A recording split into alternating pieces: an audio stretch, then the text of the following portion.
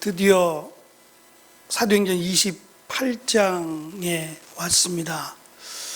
어떤 교회는, 어떤 목사님은 사도행전 29장을 써나가자라고 하는 표를 쓰시는 분도 있어요. 28장까지인데 29장을 우리가 쓰자는 겁니다.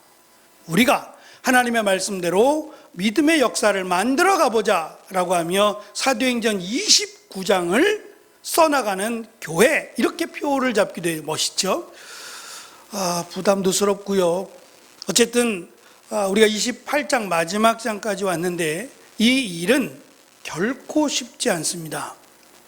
먼저는 지금 사도 바울이 기쁨과 은혜와 감사함으로 감당하고 있지만 그것이 다른 사람들이 볼 땐 너무도 험난하고 실제로 목숨을 걸어야 되는 일이었어요. 그래서 이 일 가운데 중간에 포기한 제자들도 있었고요. 돌아가서 다시 예루살렘으로 돌아간 이들도 있었고, 또 사도 바울을 향해서 이건 아니다라고 하며 반대하던 이들도 적지 않았어요. 그만큼 이 일은 우리가 보기에 좋아 보일지는 모르지만 쉬운 일은 아니다라고 하는 점을 우리는 기억해야 됩니다. 다만 이 일이 믿음의 일이라는 건 분명합니다.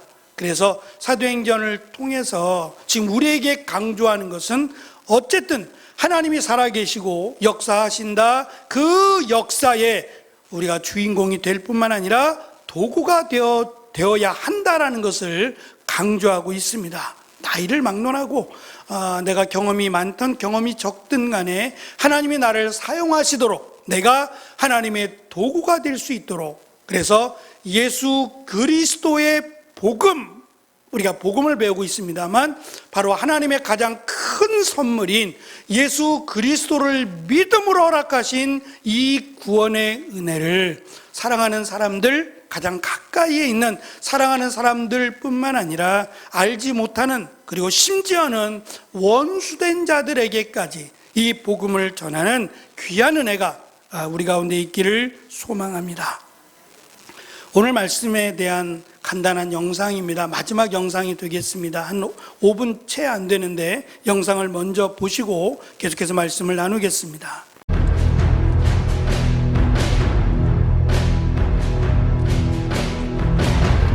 당시 대로마 제국의 수도, 바울과 함께 호송된 죄수들 중 누군가는 이곳 콜로세움에서 사자와 결투를 해야 했을지도 모른다.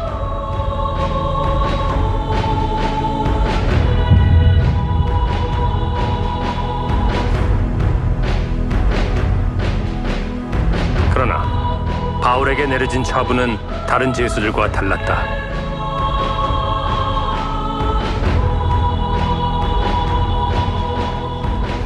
고대 로마 유대인 회당 인근에 자리 잡은 유대인 마을.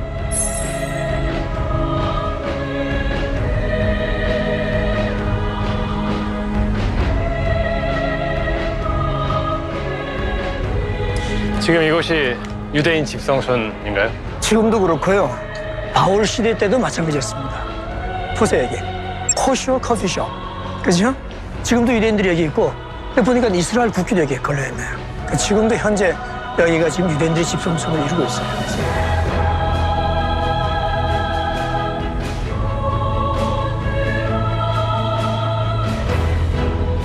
바울은 이곳 유대인 마을 근처 한 전셋집에서 가택연금 생활을 한 것으로 전해진다.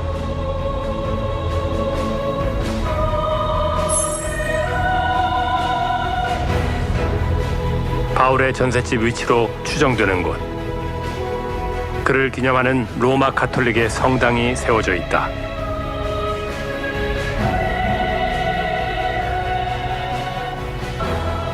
그런데 말이죠, 바울이 죄수 신분으로 호송되어져 왔지 않습니까? 재판을 기다리기 위해서. 그런데 어떻게 집세를 내면서 가택연금 되어 있었는지 궁금합니다. 로마에 도착한 죄수들은 죄형에 따라서 그 도착 수용소에서 분류가 돼요. 네. 근데 바울은 중범죄인이 아니었기 때문에 가택연금 하는 것으로 결정이 난 거죠. 재판 전까지. 네. 아. 네. 그 소식을 듣자마자 여기 있던 유대인들이 자기들 사는 지역에서 즉시 집을 하나 전세를 냈다.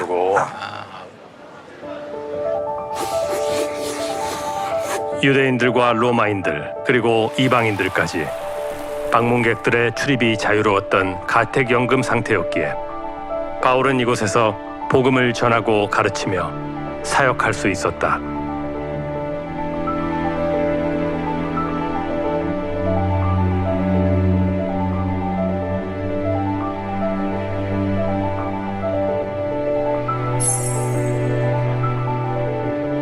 이곳에서의 사역을 끝으로 그렇게 사도행전의 기록도 끝이 난다.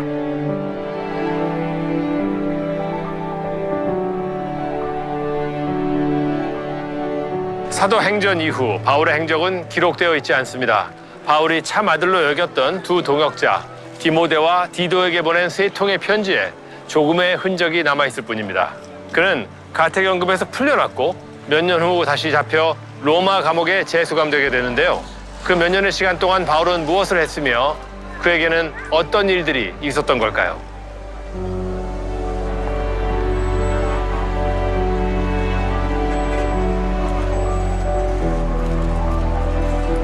학자들은 기록되지 않은 바울의 행적에 대해 연구를 멈추지 않았고 우리는 그의 행적을 조금 더 따라가 볼 수 있었다.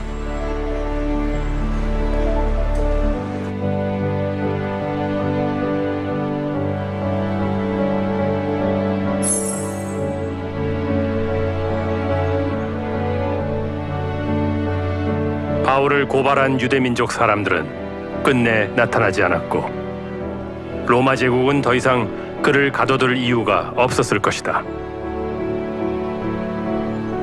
어떤 이유에서건 바울은 2년 만에 풀려나게 된다.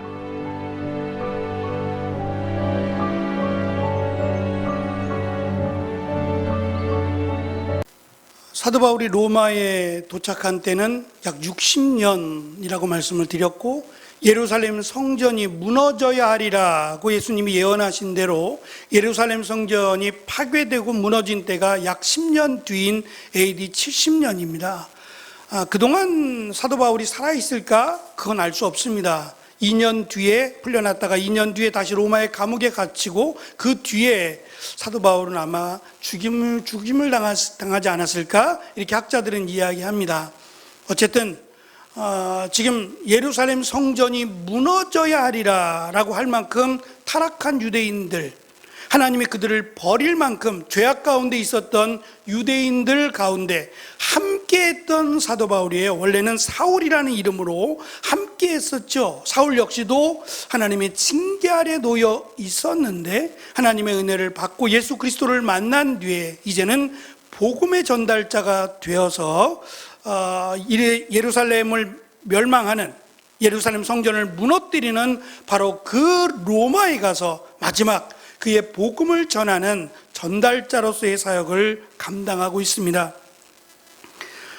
말씀드린 것처럼, 영상에서 잠깐 나온 것처럼 사도 바울은 중범죄가 아니다 라고 그들이 결론을 내렸어요. 왜냐하면 가장 큰 이유가 사실 중범죄에 해당되는 그 죄목은 사회 반역이에요. 로마에 대한 반역이나 황제에 대한 반역을 가장 크게 두었는데 사도 바울은 지금 사회의 반역을 일으키겠다는 게 아니라 복음을 전하겠다는 거예요. 자신들이 믿는 하나님, 예수님을 전하겠다는 종교적인 활동으로 봤어요. 더군다나 사도 바울을 통해서 앞에서 풍랑이 일었고 200명이 넘는 사람들이 죽게 생겼어요. 그들 가운데는 죄수만 있는 게 아니라 군인들도 있었고 적지 않은 군인들과 또 관리들도 같이 가고 있었어요. 그들 모두가 사도 바울로 인해서 살아난 것을 그들이 알았습니다. 이것도 참작이 되었을 거예요. 그래서 사도 바울은 감옥으로 간 것이 아니라 집에서 그냥 가택으로, 대신 밖으로 나가지 못하도록, 밖에 나가서 어떠한 일을 할 수 없게끔 가택연금 상태에서 지금 머물게 되었다라고 우리에게 가르쳐 줍니다. 사도 바울은 여기서 자신에게 찾아오는 많은 사람들에게 복음을 전했고, 오늘은 특별히 사도 바울이 도착하고 3일이 지나자마자 아까 유대인 마을이 있었다 그랬죠? 로마의 유대인들이, 그들이 어떻게 해서 로마에 왔는지는 알 수 없어요. 로마서에 보면 이미 사도 바울이 가기 전에 로마에 교회가 있었다고 이야기하고 믿는 자들이 있었어요. 그 믿는 자들이란 초대교회, 우리가 사도행전 1장에서 시작된 처음 사도 베드로를 통해서 또한 처음으로 이렇게 하나님의 말씀을 전할 때 그들 가운데 흩어져 있던 자들이 절기를 지키려고 예루살렘에 왔다가 복음을 듣고 굉장히 많은 사람들이 회심을 하고 믿게 되었다라고 성경은 말씀해요. 그 믿게 된 자들 중에 로마로 돌아간 사람들, 그 사람들을 중심으로 다시 교회가 시작되었지 않았을까라고 생각을 합니다. 어찌됐든 몇 명인지는 알 수 없지만 유대인 마을이라고 하는 곳이 로마에 있었어요. 그리고 그 유대인들로 형성된 마을에 있던 그들이 사도 바울을 위해서 자신의 집 한 채를 내어주었다 그랬어요. 그 집에서 사도 바울은 자유롭게, 물론 지키고 있는 군인이 한 명 있다 그랬지만 자유롭게 하나님의 말씀을 전할 수 있었습니다. 이것도 허락하신 은혜라고 생각합니다. 그래서 여러 가지 어려움 가운데 있었지만 사도 바울은 마음껏 오히려 로마 중심에서, 그 로마에서 마음껏 복음을 전할 수 있도록 하나님이 허락하셨어요. 이것을 약속하셨고 사도 바울은 하나님의 은혜, 하나님의 인도하심이라고 하는 것을 고백할 수 있었습니다. 그래서 장소가 주어져야, 또 시간이 허락돼야만 하나님의 일을 하는 건 아니에요. 어디서든지 언제든지 하나님이 우리를 사용하신다는 것, 내가 언제든지 하나님의 이 일, 맡기신 복음의 일들을 감당할 수 있어야 된다. 그래서 시간이 있고 여유가 있고 그럴 때만이 아니라 바쁠 때에도, 또는 여러 가지 어려움에 있을 때, 경제적으로나 건강으로나 어려움에 있을 때에도 얼마든지 하나님을 만날 수 있고 하나님을 전할 수 있어야 한다라는 것을 우리는 기억해야 됩니다.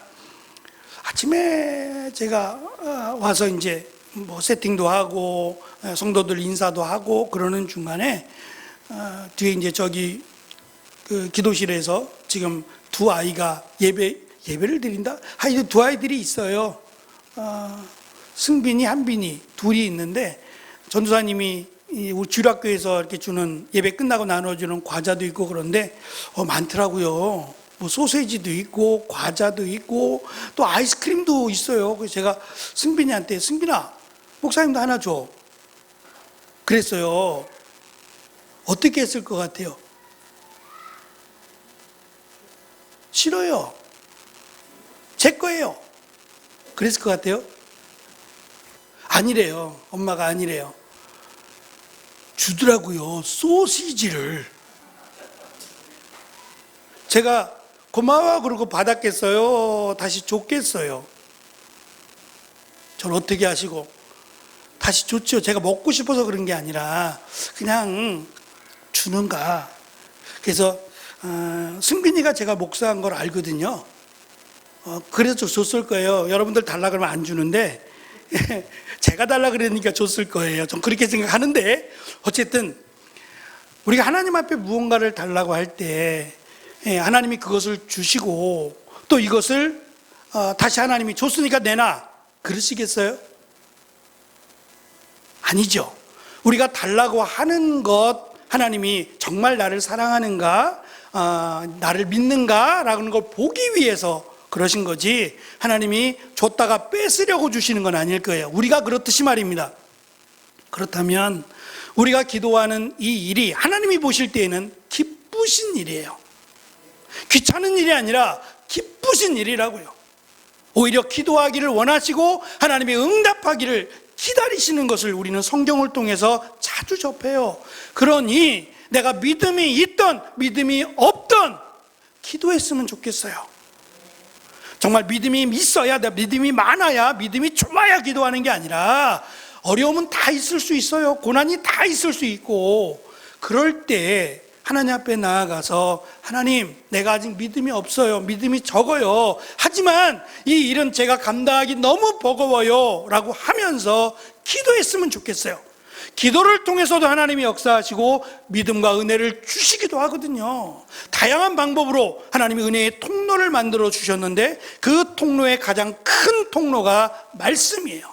이 말씀은 살아있는 하나님의 말씀이라고 말씀하셨어요. 글자가 아니라 하나님의 말씀으로 받고 이 말씀에 가까이 하면 은혜의 통로가 된다고 말씀하십니다. 두 번째가 기도예요. 기도를 통해서 하나님의 은혜를 경험할 수 있는 축복의 통로를 주셨어요. 그러니 얼마나 좋습니까? 아무 때나 언제든지 기도할 수 있어요. 사도 바울은 자신이 감옥에 있던 시간이든지 이렇게 가택연금을 하던 시간이든지 풍랑 가운데서든지 늘 기도했다고 말씀하고 있어요. 저희가 지금 새벽에 에베소서의 말씀으로 함께 말씀을 나누고 있습니다. 수요일에도 저희가 에베소서의 말씀을 나눈 적이 있는데 이번에 조금 더 구체적으로 말씀을 나누고 거의 끝부분에 와 있습니다. 하나님의 전신갑주라고 소개되는 말씀들을 살펴보는데 제가 책을 보면서 책들은 거의 대부분 하나님의 전신갑주가 6개라고 이야기를 해요. 구원의 투구, 성령의 검까지 해서 6개라고 주장을 해요. 성경은 그런 말이 없어요. 6개라는 말은 없는데 대부분 6가지로 설명을 하고 하나님의 전신갑주를 6개, 흉배를 붙이고 허리에 띠를 띠고 이렇게 6가지를 이야기합니다. 근데 제가 말씀을 살펴보면서 특별히 사도 바울이 바울 서신에서 이렇게 하나님에 대해서 말씀을 전하고 가르치면서 이방인들에게 뿐만 아니라 유대인 기독교인들도 있어요. 근데 유대인들은 이미 하나님에 대해서 어느 정도 알고 있고 또 구약 성경을 알고 있어요. 그래서 구약 성경을 많이 인용을 하면서 하나님의 말씀의 근거가 바로 하나님의 말씀이다라는 것을 의도적으로 강조하고 있거든요. 그 가운데 강조하는 것이 이 숫자예요. 사람마다 요즘은 그렇게 차이가 나지 않는 것 같은데 우리는 숫자 1, 2, 3, 4, 5, 6, 7, 8, 9, 10 중에 뭐가 제일 싫으냐라고 물어보면 대부분 4자예요. 그래서 왜 그러냐? 그러면 4자가 죽을 4자래요. 4자가 죽을 4자만 있어요. 넉사자도 있고요. 4자가 많잖아요. 근데 어쨌든 4자가 싫은 이유가 죽을 4자 때문에 4자가 싫대요. 그래서 4층이 없고 F층이 있어요. 1, 2, 3, F 이렇게 되어 있기도 하고 어떤 때는 이게 다른 것으로 설명을 하는 경우도 있어요. 우린 4자가 싫어요. 그냥 이유도 없이 싫을 수도 있어요. 유대인들은 6자가 싫어요. 6자가. 그러니까 하나님의 가장 완벽한 숫자, 하나님의 은혜를 완벽하게 설명하는 숫자를 7로 봤어요. 7. 그래서 안식년이 7년째마다 있었고요. 또한 희년이라고 하는 것이 7년이 7번, 49년째, 그리고 50년째가 희년이에요. 이만큼 7자라는 것을 중요하게 여겨왔어요. 또 이것을 강조하고 있거든요. 그렇다면 저는 6가지가 아닐 거다. 그런데 그 전신갑주에 대한 설명이 나오고 맨 마지막에 한 번 더 마치 정리하듯이 설명되는 내용이 뭐냐면 이 전신갑주가 있어야 한다. 전신갑주로 충만해야 한다라고 하면서 저는 마지막 7번째가 뭐냐면 기도입니다. 왜 그러냐면 예수님께서 제자들에게 말씀을 전하셨어요. 듣고 깨닫는 자가 복되다라고 누누이 말씀하시면서 하나님의 말씀을 쉽게 가르쳐 주셨어요. 비유를 통해서. 그럼에도 불구하고 우리의 어떤 이미 세워진 생각들, 이런 것들로 인해서 깨닫지 못하고 거역하는 일들이 많았는데 특별히 제자들도 그랬어요. 예수님의 그 말씀을 듣고 기적을 체험했음에도 불구하고 믿음이 없어요. 그것을 아신 예수님이 마지막으로 제자들을 가르쳐 주신 것이 기도하랍니다. 겟세마네 동산이 그렇죠. 예수님께서 땀방울이 핏방울이 되도록 기도하셨어요. 무엇을 위해서요?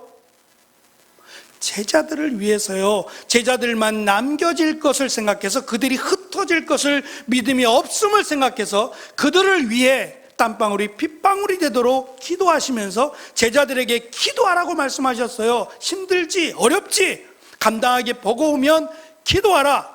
그래서 수고하고 무거운 짐진 자들아 다 내게로 오라.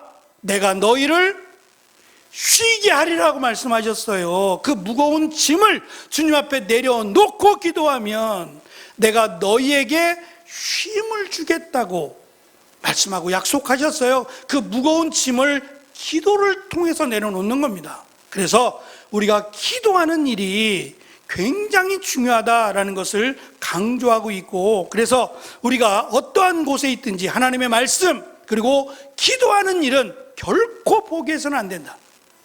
해야 된다는 겁니다. 해야 하나님의 능력과 은혜를 경험할 수 있다라고 하는 것을 우리는 사도행전을 통해서 발견하게 됩니다. 오늘 말씀을 읽다 보면 이런 내용이 나와요. 먼저는 유대인들에게, 하나님이 그러셨어요. 하나님의 아브라함을 통해서 하나님의 백성을 택하셨거든요. 그리고 유대인들에게 먼저 시작을 하셨지만 저들이 하나님을 거역하고 버렸습니다. 그래서 하나님이 이 은혜를 확장하셨어요. 유대인에게 뿐만 아니라 이제는 모든 사람들에게까지 하나님의 은혜를 열어주셨어요. 그래서 예수님을 믿는 모든 사람은 다 구원을 받게 하셨어요. 그래서 먼저는 지금 유대인들에게 복음을 전하는데 3일이 지나서 유대인들, 특별히 저들에게 찾아갔어요.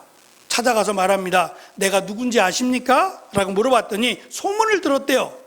근데 뭐 직접 만나본 적은 없고 당신이 나쁘다 좋다라고 말할 수는 없다. 그러나 소문이 들려오기를 당신이 전하는 그 예수 그리스도를 믿으면 구원을 받는다. 이걸 종파라고 설명했는데 예수 그리스도를 믿으면 구원을 받는다 라고 하는 것들이 늘 가는 곳마다 부딪힌다는 소문은 들었다.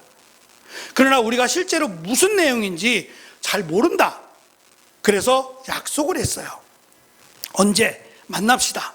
함께 모입시다. 아마 사도 바울의 집이겠죠. 그래서 이 많은 사람들이 다 모이려면 사도 바울의 집이 좀 커야 하지 않을까? 집이 크다는 게 아니라 마당이 넓거나 아마 그랬을 가능성을 제시하는 거예요. 그래서 다 같이 모였을 때 사도 바울이 이제 이사야서에 있는 말씀, 특별히 메시아에 대한 예언이 가장 많은 곳이 이사야서인데 이 이사야서에 대한 말씀으로 그들에게 이 말씀을 전합니다. 그 말씀을 보면 24절입니다. 23절에 보면 바울과 유대인들은 만날 날짜를 정하고 그날이 되었을 때 더 많은 유대인들이 바울이 지내고 있는 곳으로 모였습니다. 바울은 아침부터 저녁까지 그들에게 하나님의 나라를 설명하고 선포했습니다. 또 모세와 예언자들의 글을 예로 들어서 그들이 예수에 관한 것을 믿게 하려고 애썼습니다. 이것이 하나님의 비밀이라고 말씀하고 있어요. 이 하나님의 나라 어떻게 들어가느냐? 유대인들은 의롭게 되면 들어간다고 했어요. 그럼 어떻게 의롭게 돼요? 이게 의롭게라는 말이 거룩한데 거룩하게 돼야 의롭게 되는 거예요. 근데 이것이 논쟁이 될 수밖에 없는 것은 아무리 의롭게 살고 거룩하게 살려고 그래도 쉽지 않아요. 인간으로 태어나서 우리가 죄악 가운데 노출된 것도 있지만 또 사람마다 조금 다르긴 하지만 내가 의롭다, 거룩하다라고 자신할 사람은 세상에 아무도 없어요. 인간이기에 그런 겁니다. 거룩하다, 의롭다라고 자신할 사람은 아무도 없어요. 그래서 의롭게 되기 위해서, 거룩하게 되기 위해서 그들이 택한 방법이 몇 가지가 있어요. 첫째는 아브라함의 후손이어야 된다. 아브라함이 혈통을 이어받아야 된다라는 주장이에요.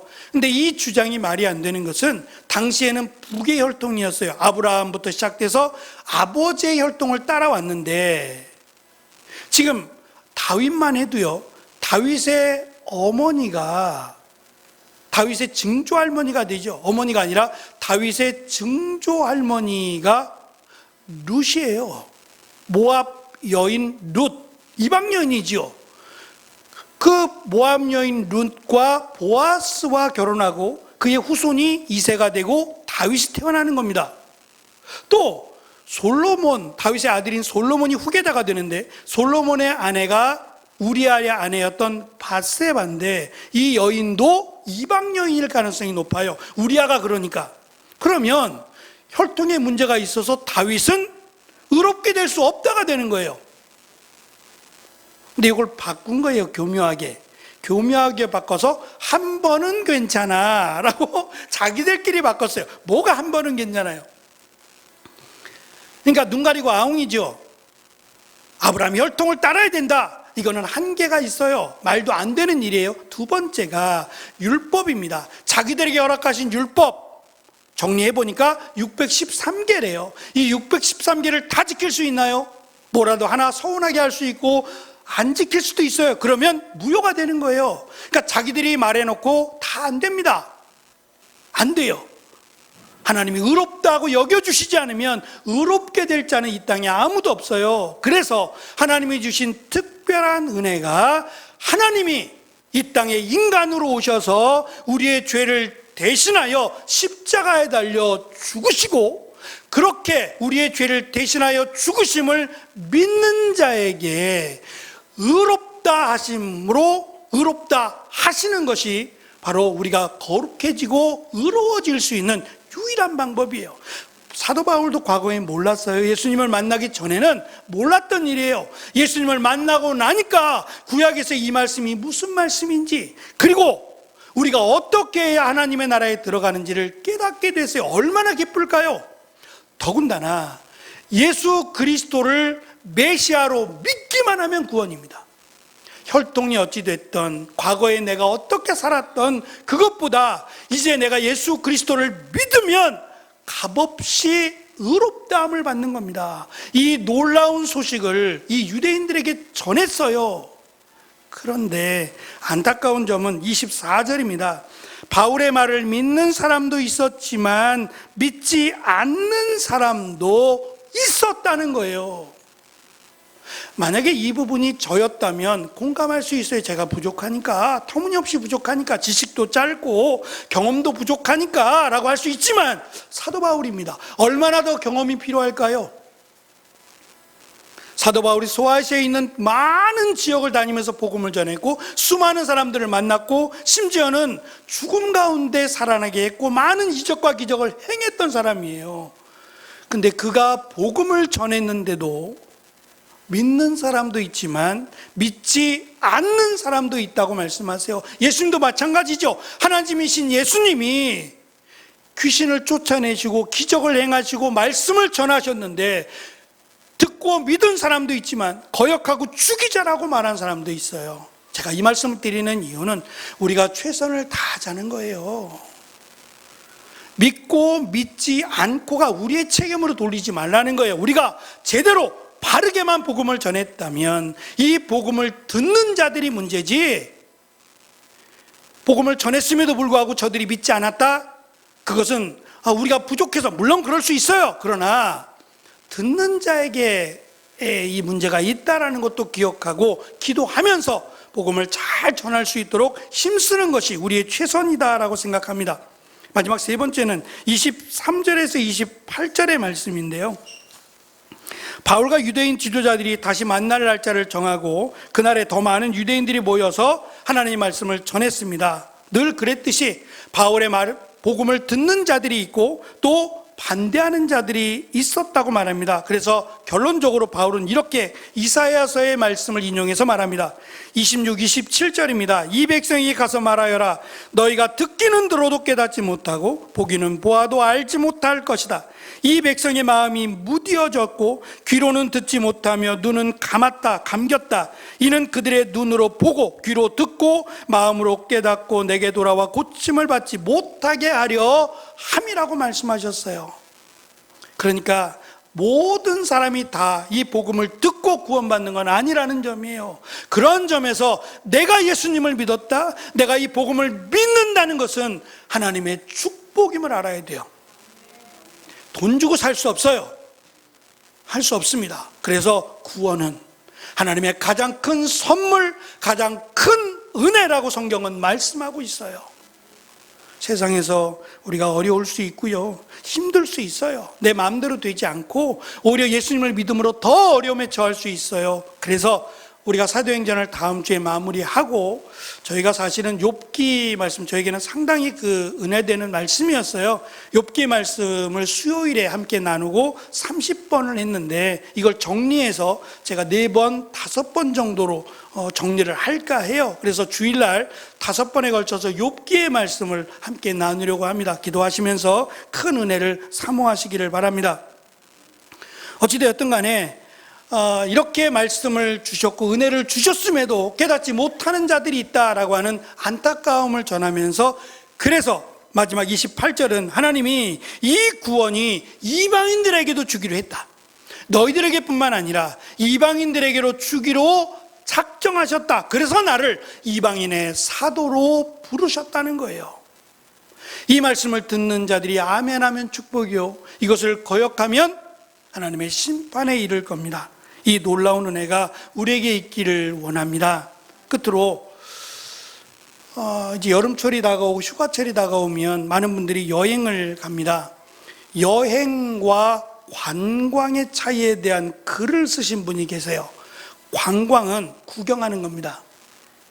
눈으로 관광할 수 있어요. 그럴 때에는 여긴 비가 오네, 이 음식은 이렇겠구나 라는 것을 우리가 눈으로 보고 확인할 수 있어요. 이것도 관광이라고 할 수 있어요. 그러나 여행은 다릅니다. 여행을 하는 사람들은 가다가 갑작스럽게 비를 만나거나 갑작스럽게 어려움에 처하는 이것도 경험으로 봐요. 소중한 경험으로 봅니다. 예상치 못하게 비를 맞아가면서 어디 가서 포장마차에 들어가서 칼국수 하나를 먹었다? 이것도 안 좋은 게 아니라 여행의 소중한 추억으로 삼아요. 이것이 관광하는 것과 여행의 차이예요. 저는 여행이 좋다고 생각합니다. 여행은 진정한 맛을 느낄 수 있다고 생각해요. 우리가 드려지는 예배, 신앙생활은 관광이 아닙니다. 오히려 여행이 돼야 될 거예요. 그래서 때로는 하나님을 만나고 신앙의 여행을 떠나가면서 비바람이 칠 때도 있어요. 또는 구석에 서서 차갑게 칼국수를 먹을 때도 있을 거라고요. 그럴지라도 이것이 소중한 추억이 돼야지 구경이 되면 안 된다고 생각합니다. 저는 우리 모든 성도들이 신앙의 구경뿐이 아니라 함께 신앙의 여행을 떠나는 여행자가 될 것을 간곡히 권면합니다. 그래서 때로는 비바람이 치더라도 이것을 비바람의 추억으로 삼을 수 있는 믿음, 하나님이 나와 함께 하시다라고 하는 귀한 고백을 하며 나아가는 같은 신앙 여행을 떠나가는 우리 모두가 되기를 간절히 축원합니다. 기도하겠습니다.